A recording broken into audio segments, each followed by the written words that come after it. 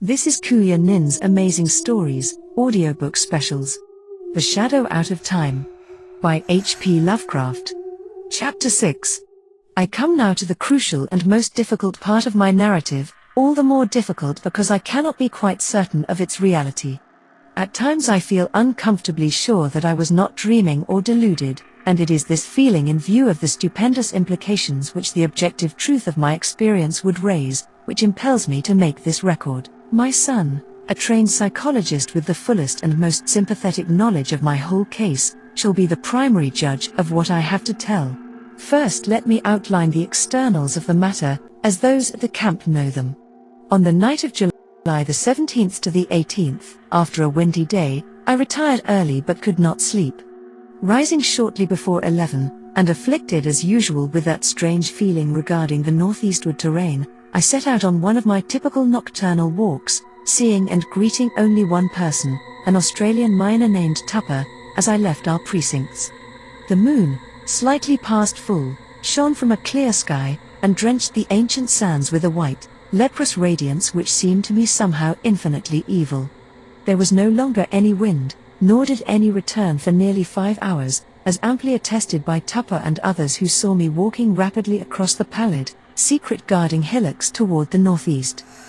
About 3:30 a.m. a violent wind blew up, waking everyone in camp and felling 3 of the tents. The sky was unclouded, and the desert still blazed with that leprous moonlight. As the party saw to the tents, my absence was noted, but in view of my previous walks this circumstance gave no one alarm. And yet, as many as 3 men, all Australians, seemed to feel something sinister in the air.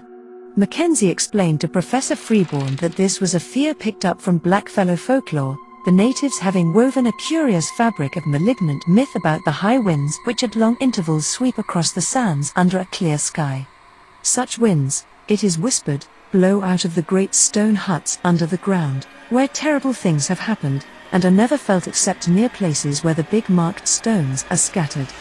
Close to 4 the gale subsided as suddenly as it had begun, leaving the sand hills in new and unfamiliar shapes.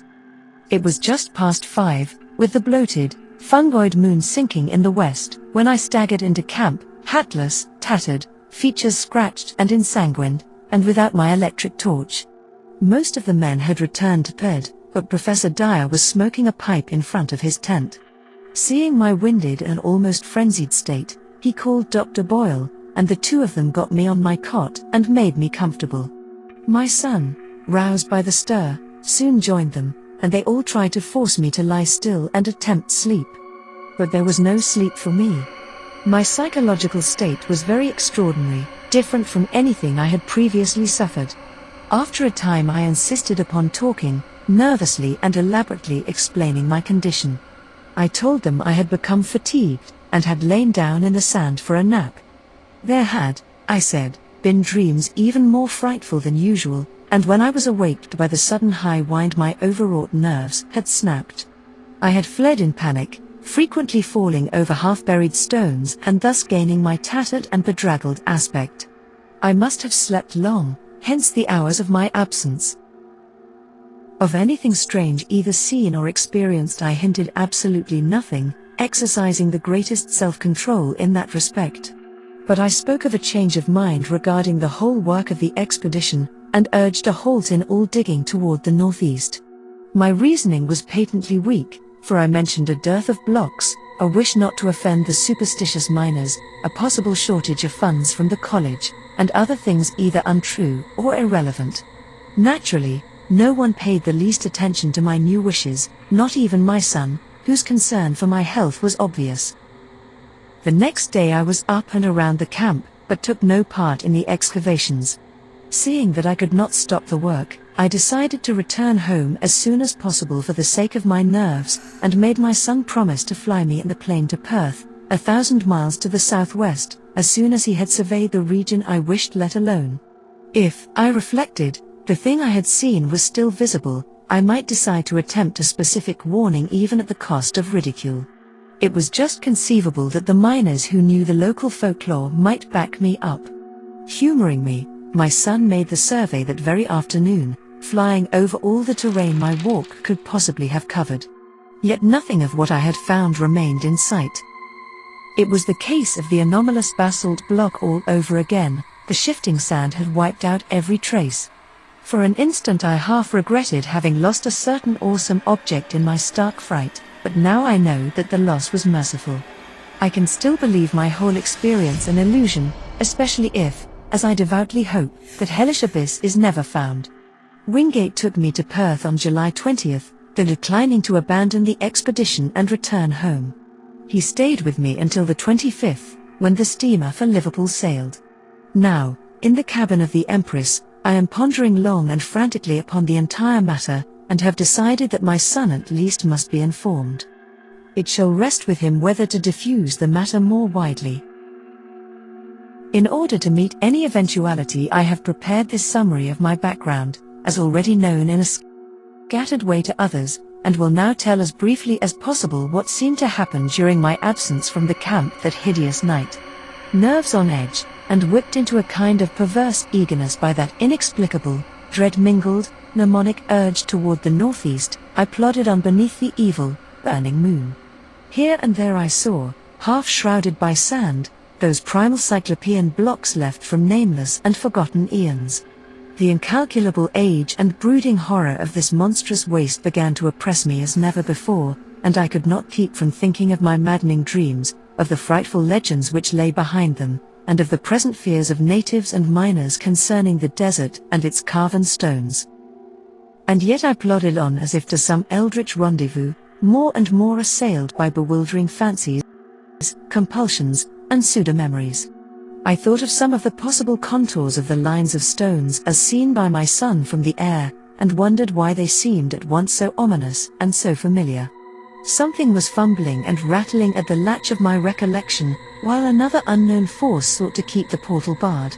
The night was windless, and the pallid sand curved upward and downward like frozen waves of the sea. I had no goal, but somehow ploughed along as if with fate-bound assurance.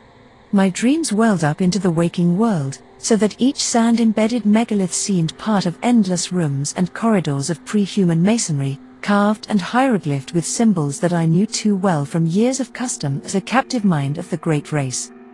At moments I fancied I saw those omniscient, conical horrors moving about at their accustomed tasks, and I feared to look down lest I find myself one with them in aspect. Yet all the while I saw the sand-covered blocks as well as the rooms and corridors, the evil, burning moon as well as the lamps of luminous crystal, the endless desert as well as the waving ferns beyond the windows. I was awake and dreaming at the same time. I do not know how long or how far, or indeed, in just what direction, I had walked when I first spied the heap of blocks bared by the day's wind. It was the largest group in one place that I had seen so far, and so sharply did it impress me that the visions of fabulous eons faded suddenly away. Again there were only the desert and the evil moon and the shards of an unguessed past. I drew close and paused, and cast the added light of my electric torch over the tumbled pile. A hillock had blown away, leaving a low, irregularly round mass of megaliths and smaller fragments some 40 feet across and from 2 to 8 feet high. From the very outset I realized that there was some utterly unprecedented quality about those stones. Not only was the mere number of them quite without parallel, but something in the sand-worn traces of design arrested me as I scanned them under the mingled beams of the moon and my torch. Not that any one differed essentially from the earlier specimens we had found. It was something subtler than that. The impression did not come when I looked at one block alone, but only when I ran my eye over several almost simultaneously. Then, at last, the truth dawned upon me. The curvilinear patterns on many of those blocks were closely related, parts of one vast decorative conception. For the first time in this eon-shaken waste I had come upon a mass of masonry in its old position, tumbled and fragmentary, it is true, but nonetheless existing in a very definite sense. Mounting at a low place, I clambered laboriously over the heap, here and there clearing away the sand with my fingers, and constantly striving to interpret varieties of size, shape, and style, and relationships of design. After a while I could vaguely guess at the nature of the bygone structure, and at the designs which had once stretched over the vast surfaces of the primal masonry. The perfect identity of the whole with some of my dream glimpses appalled and unnerved me. This was once a cyclopean corridor 30 feet tall, paved with octagonal blocks and solidly vaulted overhead. There would have been rooms opening off on the right, and at the farther end one of those strange inclined planes would have wound down to still lower depths. I started violently as these conceptions occurred to me, for there was more in them than the blocks themselves had supplied. How did I know that this level should have been far underground? How did I know that the plane leading upward should have been behind me? How did I know that the long subterranean passage to the square of pillars ought to lie on the left one level above me? How did I know that the room of machines and the rightward leading tunnel to the central archives ought to lie 2 levels below? How did I know that there would be one of those horrible, metal-banded trapdoors at the very bottom 4 levels down? Bewildered by this intrusion from the dream world, I found myself shaking and bathed in a cold perspiration. Then, as a last, intolerable touch, I felt that faint, insidious stream of cool air trickling upward from a depressed place near the center of the huge heap. Instantly, as once before, my visions faded, and I saw again only the evil moonlight, the brooding desert, and the spreading tumulus of Paleogean masonry. Something real and tangible, yet fraught with infinite suggestions of nighted mystery, now confronted me. For that stream of air could argue but one thing: a hidden gulf of great size beneath the disordered blocks on the surface. My first thought was of the sinister Blackfellow legends of vast underground huts among the megaliths where horrors happen and great winds are born. Then thoughts of my own dreams came back, and I felt dim pseudo-memories tugging at my mind. What manner of place lay below me? What primal, inconceivable source of age-old myth cycles and haunting nightmares might I be on the brink of uncovering? It was only for a moment that I hesitated, for more than curiosity and scientific zeal was driving me on and working against my growing fear. I seemed to move almost automatically, as if in the clutch of some compelling fate. Pocketing my torch, and struggling with a strength that I had not thought I possessed, I wrenched aside first one titan fragment of stone and then another, till there welled up a strong draught whose dampness contrasted oddly with the desert's dry air. A black rift began to yawn, and at length, when I had pushed away every fragment small enough to budge, the leprous moonlight blazed on an aperture of ample width to admit me.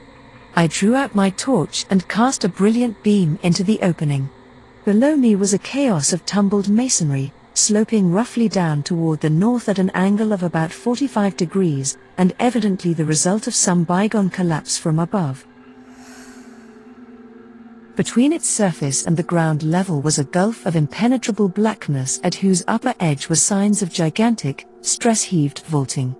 At this point, it appeared, the desert sands lay directly upon a floor of some titan structure of Earth's youth. How preserved through eons of geologic convulsion, I could not then and cannot now even attempt to guess. In retrospect, the barest idea of a sudden, lone descent into such a doubtful abyss, and at a time when one's whereabouts were unknown to any living soul, seems like the utter apex of insanity. Perhaps it was, yet that night I embarked without hesitancy upon such a descent. Again there was manifest that lure and driving of fatality which had all along seemed to direct my course.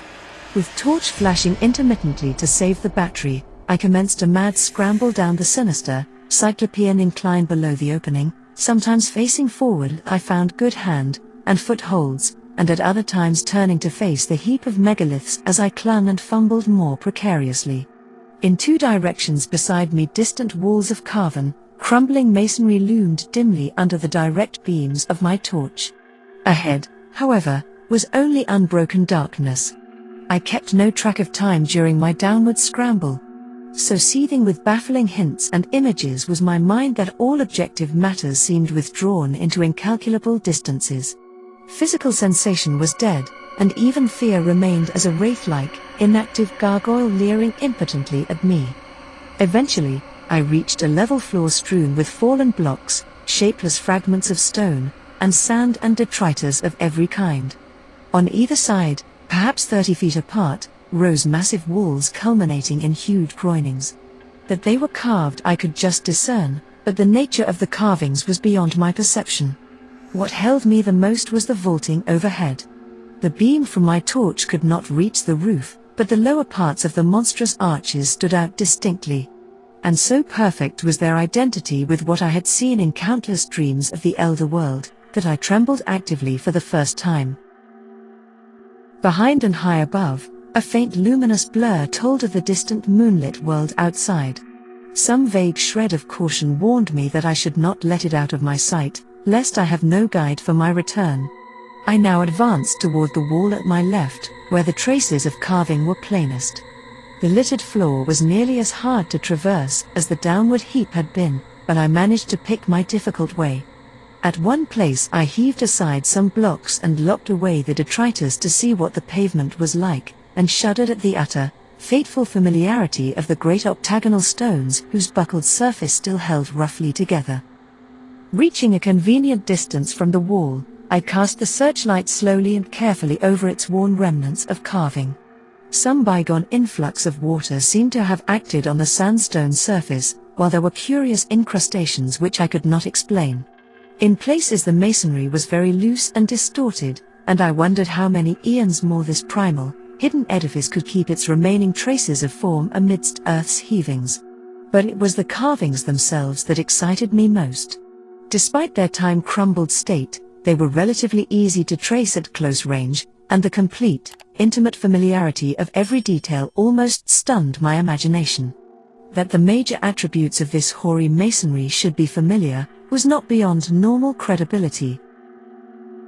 Powerfully impressing the weavers of certain myths, they had become embodied in a stream of cryptic lore which, somehow, coming to my notice during the amnesic period, had evoked vivid images in my subconscious mind. But how could I explain the exact and minute fashion in which each line and spiral of these strange designs tallied with what I had dreamed for more than a score of years?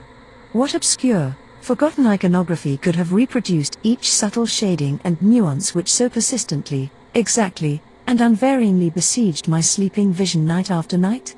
For this was no chance or remote resemblance.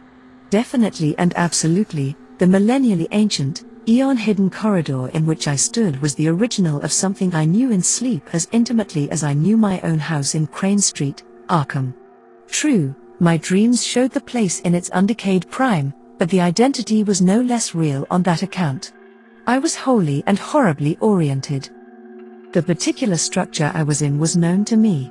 Known, too, was its place in that terrible elder city of dreams. That I could visit unerringly any point in that structure or in that city which had escaped the changes and devastations of uncounted ages, I realized with hideous and instinctive certainty. What in heaven's name could all this mean? How had I come to know what I knew? And what awful reality could lie behind those antique tales of the beings who had dwelt in this labyrinth of primordial stone? Words can convey only fractionally the welter of dread and bewilderment which ate at my spirit. I knew this place. I knew what lay before me, and what had lain overhead before the myriad towering stories had fallen to dust and debris and the desert. No need now, I thought with a shudder, to keep that faint blur of moonlight in view.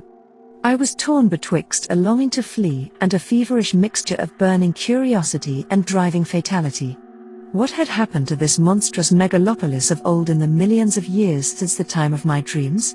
Of the subterranean mazes which had underlain the city and linked all the Titan towers, how much had still survived the writhings of Earth's crust? Had I come upon a whole buried world of unholy archaism? Could I still find the house of the writing master, and the tower Wesker, the captive mind from the star-headed vegetable carnivores of Antarctica, had chiseled certain pictures on the blank spaces of the walls? Would the passage at the second level down, to the hall of the alien minds, be still unchoked and traversable? In that hall the captive mind of an incredible entity, a half-plastic denizen of the hollow interior of an unknown trans-Plutonian planet 18 million years in the future, had kept a certain thing which it had modeled from clay. I shut my eyes and put my hand to my head in a vain, pitiful effort to drive these insane dream fragments from my consciousness. Then, for the first time, I felt acutely the coolness, motion, and dampness of the surrounding air. Shuddering, I realized that a vast chain of eon-dead black gulfs must indeed be yawning somewhere beyond and below me. I thought of the frightful chambers and corridors and inclines as I recalled them from my dreams. Would the way to the central archive still be open? Again that driving fatality tugged insistently at my brain as I recalled the awesome records that once lay cased in those rectangular vaults of rustless metal. There, said the dreams and legends, had reposed the whole history, past and future, of the cosmic space-time continuum, written by captive minds from every orb and every age in the solar system. Madness, of course, but had I not now stumbled into a nighted world as mad as I? I thought of the locked metal shelves, and of the curious knob twistings needed to open each one. My own came vividly into my consciousness. How often had I gone through that intricate routine of varied turns and pressures in the terrestrial vertebrate section on the lowest level? Every detail was fresh and familiar. If there was such a vault as I had dreamed of, I could open it in a moment. It was then that madness took me utterly.